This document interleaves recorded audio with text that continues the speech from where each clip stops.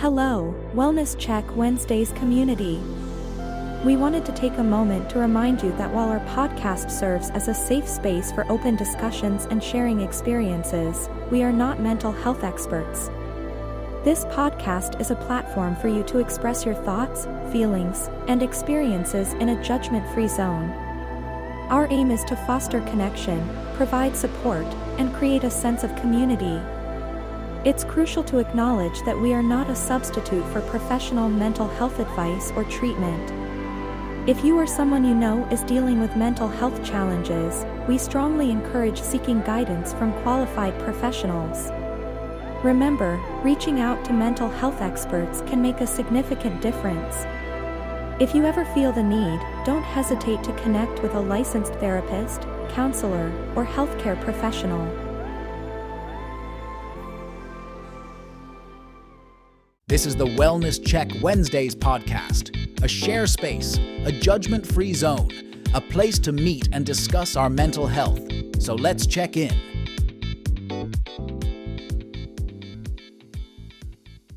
Well, you know how we like to do things here. Welcome to the latest edition of the Wellness Check Wednesdays podcast, episode number 13 in the books happening right now. Lucky number 13. I might have to go play some lottery on that one. See what happens. What happened? And as we like to do, as you know, I am the moderator of the podcast.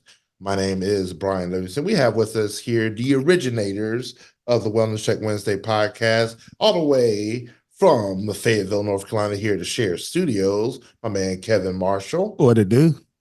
All right. Also from the Midwest up north, where it might be just a little bit colder up there. It is. Break. A little bit. Just a little bit, maybe. It's 70 degrees here, but my man all the way from Cleveland, Ohio, by way of Norfolk Beach, South Carolina, Edwin Vereen.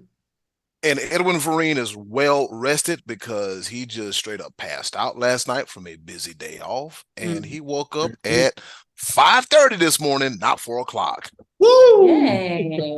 Oh, man, you slept in, sounds like. And also, a guest to the program. We do appreciate every time she steps in, the one, the only, here in Fayetteville, North Carolina, Dominique. How are you doing on today? Feeling great, feeling good. How are you? I am here. We here now. We in here. We here now. We out. With that being said, our topic for this evening is it's a heartfelt one, to say the least, but it definitely does deal with our mental health in many ways, more ways than one. And we want to talk about grieving, losing someone in your family, friends, someone close and near and dear to you. And it's not even just limited to a person, but something that's near and dear to your heart in general, maybe a pet, maybe a vehicle, maybe childhood home, all kinds of different things. There are different Ideologies. different stages, different thought processes when it comes to grieving. So at this moment in time, I would like to turn it over to Edwin Vereen as he illuminates us with a little bit of knowledge when it comes to grieving. .org. I saw you did that last week. I heard it. I heard that. All right. So when it comes to grieving is something that's real close to me. And ain't it funny? Ain't it funny how life works? Because when I was putting together these 4 topics, I didn't know that we will be talking about grieving on this day. By the time they hear this recording, I would have celebrated what would have been my mom's birthday on February the 27th. Happy birthday to her. Mom. Yep, happy heavenly birthday to my mom. And she would have been 82. Yeah, she would have been 82. And as I usually have some reading, but I'm gonna read a little teeny bit, but I'm not gonna read too much. losing my mom, it really hurt me. It really set me back. I mean, I lost my father when I was 12, and then like some aunts and some uncles on my mom's side, my grandparents. By that time, two brothers and an aunt. So that was a lot. And I remember just trying to make it from one day to the next. Didn't have any therapy. At the time, my family wasn't really into the therapy thing. Either they didn't know anything about it or didn't quite understand it. I think it was more like a lack thereof knowledge when it came to therapy. And I remember when my mom passed away, I was in school, I was working, trying to hold a relationship together, I just had a whole hell of a lot going on. And I remember getting the news my mom died, going home, making the arrangements, going to the funeral, and then I came back like a day later, like after the funeral, and one of my friends asked me, she was like, "Well, did you grieve?" I'm like, I don't know how to do this shit. I don't know. The concept of grief never hit me, but as I grew old, as time passed and I did some reading, like I understand what grief is. So I'm going to read something from Psych Central, and it says, in an effort to better understand the grieving process, many mental health experts and researchers have dedicated years to studying loss and the emotions that come with it. One of these experts was Elizabeth Kluber-Ross, a Swiss-American psychiatrist. She created the Kluber-Ross model, the theory of the 5 stages of grief and loss. In her 1969 book, Death and Dying, Kluber-Ross examined the 5 most common emotional reactions to loss: denial, anger, bargaining, depression, and acceptance. Now, they each have their own definitions, and that's called and she referred to those as the 5 stages of death, but they really like to, the 5 stages of, that's like the 5 stages of death and loss and grief and everything. So it all entails. So when it comes to grief, it was just, for me, it's just, I don't grieve as bad as I used to, because after my mom passed away, not even a year later, my brother passed away. And I'm not gonna lie, I'm gonna be, full funky and transparent. I was very hard to deal with. I didn't understand the concept of grieving and taking time off, because we live in a world where if someone passes away, you do the family thing, you go to the funeral, but you got to bring your ass back to work, because we live in a life goes on society. Yep. Which is sad because people just don't, they seem to be empathetic. They don't give a damn. They don't give a shit. But over time, I learned the importance of grieving. Like sometimes you need that time just to have that hard cry, that snotty booger nose cry, the beat of yourself, and just be with the memories, and just have that time. And during that period of time, I didn't, during all those passings, I never had time to grieve. It was like, all right, they're gone, family thing, funeral thing, back to business. I tried to busy myself and moved and just keep going. I try to do that, but now I understand that, hey, if something happens, you have to grieve. I mean, there's been days where I felt bad, where like I miss my mom and life sucks, and I've taken a day off from work, just have a mental health day, because I function better when I'm at 100%.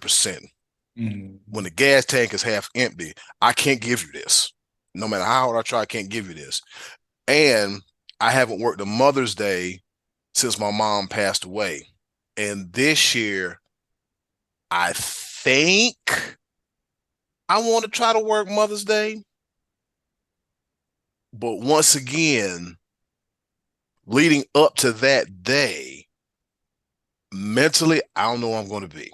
Right. And so that's the part, that's the part of like grief. It's a process, right? Mm-hmm. So like you need that time to prepare, that's part of the grieving process. And like, it's also no time limit to grief, because of the fact, mm-hmm. Again, it's a process. You finish, right. You finish. Yeah. And, go ahead. Oh, I was going to say, I understand with the Mother's Day, because my great grandmother raised me, and mm-hmm. She passed the weekend before, and my silly ass decided to go to work at a restaurant that was real uppity. So everybody bringing their mamas up there. Yeah. Surprised I even had a job the next day, because I was out. But even now to this very day, That was back in 2006. Now I'm still dealing with the process of grief still this very day. Yeah, it's a process. It takes a while. Like I find myself, I see a kid playing with his dad. I'm like, oh, I miss my dad. And I see somebody close to their brother. Oh, I wish I had moments like that, my brother. And then I see, like one of my biggest things, I want to see my mom to see me graduate high school and graduate college. Mm-hmm. She wasn't around long enough. I just needed her around for 2 more years for me to graduate college, and we could have had that nice epic picture in San Diego, California. But I didn't get it. And the funny thing about it is, when the moment was happening, when the graduation day was there, I'm sitting in a big arena in San Diego, California. I couldn't hear nothing. I couldn't hear nothing, and I just kept looking up. Just kept looking around and kept looking up, and I heard a faint voice, and I think it was her saying, "You know what? I'm here. And so that really kind of got me through graduation. I mean, even yesterday, I I celebrate her birthday by having one of her favorite snacks, a Pepsi Cola and a pack of naps. Not a Coca-Cola. Yeah. Because her thing was because she used to she sent me to the store. She said, "Son, go to the store for me. What you want?"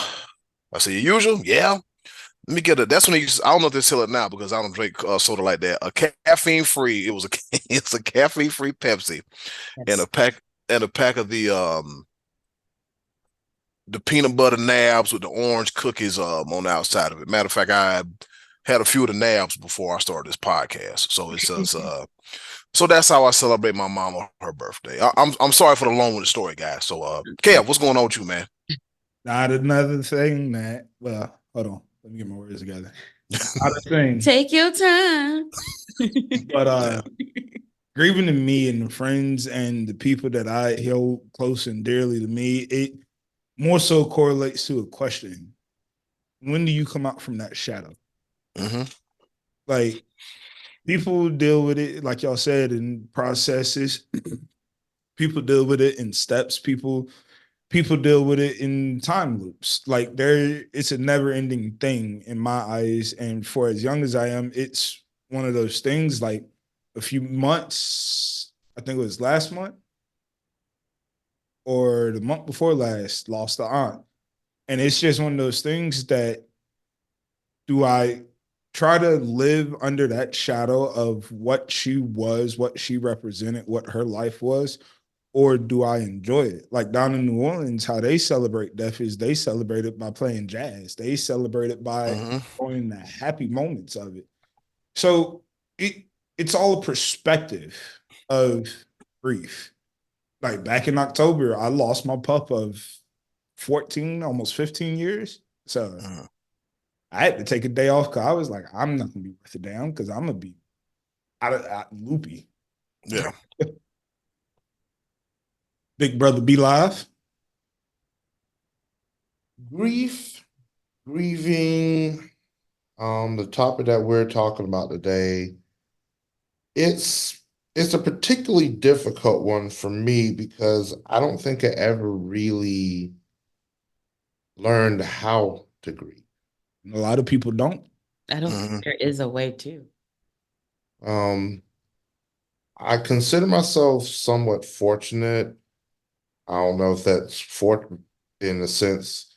When it comes to people I care and love, there's only been a couple people that I've lost. And it's really just down to it, my grandparents. My grandfather, he passed away in 2004. My grandmother passed away in 2017, I believe.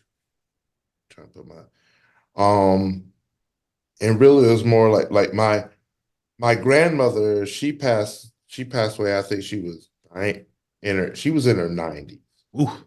Yeah. So it was one of those things where it wasn't necessarily grief for her because she lived her life. Right.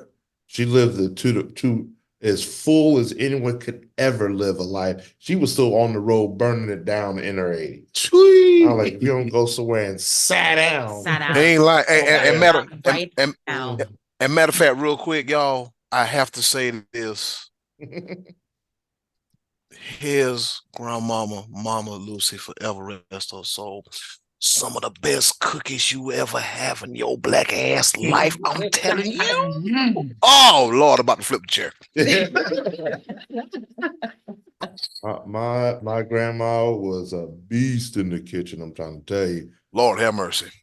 But and that was one of those things when my grandmother passed, I didn't need to grieve for my grandmother, but I do know that my mom did. And so sometimes grieving is being there for someone else that's going through something, like, because I like, it was one of those things where everybody in our family at the time, we knew it was our grandma, Mama Lucy's time. She's done it all. And it was when she couldn't do for herself anymore, you could see it in her own eyes. And but my mom had of course, had an attachment to her mother who raised her. And so it was one of the things.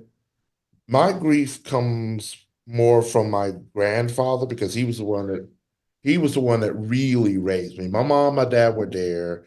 My grandma, of course, was there. But my grandfather was the one that, like, I sort of modeled my life after. Like, he was the one that instilled discipline, instilled hard work, instilled being hands-on and everything like that. And and Granddaddy Doc, he didn't play. Mm-hmm. He did not play at all. But my silly self, when I wanted to get out of the venture away from the nest, wanted to act the complete donkey. And so when my grandfather passed, I wasn't there for him like I should have been, because I was in my own mess. And so my grief carries a particular amount of weight, because for as much as he did for me, why was I not there for his final day? And the way I found out, I should have been much closer to him. And so I've spent a considerable amount of time with the what ifs. And then I look at my life and I'm like, this is not the life that he taught me to live, and et cetera, et cetera. And I didn't know my grandfather as an adult. Like, when he passed away, I had just turned 21. And that's the one thing I missed the most about him, is that any given point, was he really proud of me as an adult? He's proud of me as a child. I have all these childhood accomplishments and everything. My grandfather would put me on a pedestal in front of everybody at the church, and everything that Brian Livingston did and everything like that. And he never really, he didn't know me as an adult. And I'm just like, there's certain things I wanted to be able to show him. There's a lot of things I didn't want him to see about me. And so my grief for him was, it was a battle. It was a real big battle, because I was like, I don't think I ever lived up to his legacy. Mm-hmm. I still work on it to this day. And there's certain things I can say that I have accomplished, and that I'm thankful for everything that he taught me. I still have a long ways to go as far as just achievement wise, but I've started more than anything to stop living my life by achievement and start living my life by just being happy. Mm-hmm. And hearing that, I can kind of resonate with you, because in my family, it is a lot of what ifs. A lot of people don't know it, or they might have known. If you've ever met my pops and my mom, biologically, they're my uncle and aunt. So when my grandmother passed, when I was 18, 19 years, no, not even 15, 14, actually, it, as you get older and you find out you're adopted, it kind of weighs with you. That shadow illuminates over you to what if, like you just said, are they proud of you as in your adult years? Are they proud of you for the things that you have accomplished? Are they proud of you for the small victories that you've won? And it, to me, it goes another level deeper, because it's like my grandmother on my dad's side was the patriarch of the family. She's the one that kept the secret. She's the one that knew the secret. She's the one that checked in on everybody. I have an actual half sister, and I have an identical twin also with a younger brother by the same parents. And it's like, know who my sister is, but my two brothers, only my grandmother knew, and she took that secret to the grave with her. Oh, and family secrets are a whole nother beast within themselves. That's all. That's at least 2 more episodes. But at least you guys are around for the family secrets. Like, I started dealing with grief at a very young age, and maybe it's because of like going to school this last go around, that I've come to terms with a lot of things. But like, I met my dad when I was 9. He died when I was 10. My mom was 16 when she conceived, left me with my 80-year-old great grandmother. Just left me, and I didn't know where she was for the longest time. So people coming in and out of my life, when I think back, it's like, okay, so I had these mechanisms, whether they were acting out, whether they were playing sports to try to get more attention from someone, whether they were me being an only child, gravitating to a lot of people with bigger families so I can have a family, whether it's humor, whether it's alcoholisms. I had a lot of mechanisms in my life every time I lost somebody, because I do know so many people. Unfortunately, no less than 5 people die in my life a year. I mean, shit. I just lost my great uncle. Right. Like, we just buried him last week before I got sick. And like, it's something that I've come to terms with, but I've also noticed that me using those mechanisms and mechanics of being a smart ass or being funny or self-destructing were my ways to grieve when I could not communicate in verbiage and words. And so, like, the thing that also gets me with grief is we've been taught for so fucking long. When you gonna get over that? Oh, you still holding on to that? Yeah, right. Oh, a long time ago. Bitch, it was just 2 weeks ago. It's not a long time ago, you know? So it's like we've been taught all these negative things where we have to get over, we have to cope with it, when actually we just really need to understand, be self-aware, and just deal with it. Okay. You have to, you got to work through it. You got to work through it, because like when I started my mental health journey and taking therapy, I was deep in the woods. I would tell people like I'm in the woods. I would constantly say I'm in the woods. I'm deep in the woods. Some people would like send me text, "Hey man, how you doing?" I would send them about like 10 trees back to back to back to back to back. I'm deep in these woods. Well, you look like a swamp person, by the way. I said you look like a swamp person. Remember those mechanisms I was talking about? Yeah. So I'm just, and now I tell my therapist, he said, "Well, how you feeling now?" I said, "Well, I'm gonna be honest with you." I said, "I feel like I'm 75% out of those woods. I can see that there's sun, and I can see that there's a valley, and I can see, like, you know, the city of normality. But then again, like, after someone passes away, like, what is normality?" Just like during this whole COVID outbreak, and we're gonna get back to the new normal. Okay, well, what is the new normal? It's the new normal and normality is subjective. So for me, like, when I see somebody going through something, I'm like, look, if you need your time to grieve, need your time to grieve. We're gonna be all right. We're gonna be fine. Just keep on doing. Just go. I'm glad that you said like the new normal, like it's not, normalcy is not a thing really. It's subjective because of the fact, like, I'm daily grieving an idea of what my life should be. I should be a parent. I should be somebody's wife.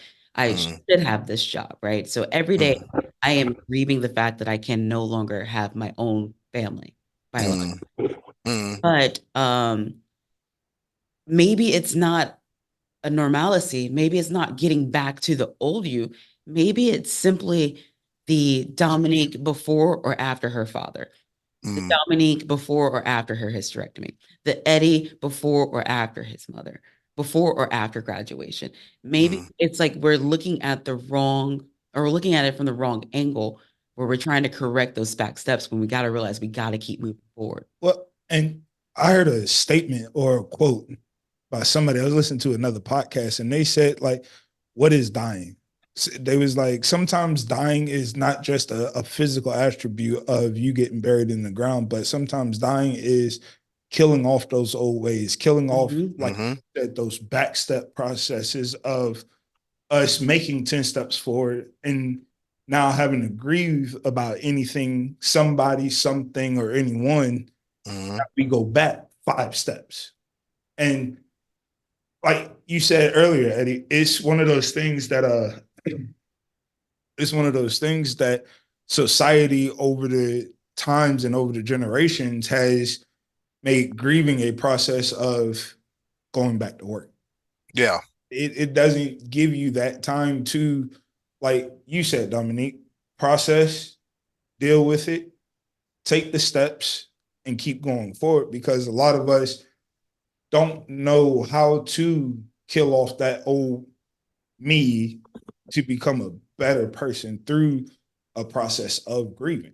And so one thing, and Dominic, I'm especially thankful for the way you expressed that, because that is also something I have trouble dealing with, because who've I actually had to grieve? And then I sometimes, and then I even think about it at times, like, have I been so like distant, so cut off from people that I don't grieve because I don't know? I've lost many of family members. I've lost many of childhood friends. Could I tell you about them right now on a list? Absolutely not. Because I think at some point in time, it might have, and this sounds scary to say, but after my grandfather passed, I might have just said, fuck it. Yeah. Like, and that's what I don't think I ever, and it might be even a mental block to this day, the fact that I may have just told myself, I'll never cry like that again. I'll never be that hurt again. And no offense to anybody that's in my life right now, I care. I do care, but it was when, and I'm just gonna be, I'll be brief with this because I know our time is coming up real quick. When my grandfather passed away, I stopped living for a good 6 months. I'm talking about I stopped. I stopped going to school. I stopped working. And when I stopped working, guess what? All those things that I needed money to pay for, car got repoed. I got evicted from my apartment. And that was a very long 20-mile walk from my college apartment to my parents' home. I got picked up about 15 miles down the road. What? And of course, as you see now, I rebuilt. Thank you for listening to the Wellness Check Wednesdays podcast. Please join us every week, Wednesdays on Zoom at 6 p.m. and join our Facebook group for updates and to participate. We care about your mental health, so let's check in.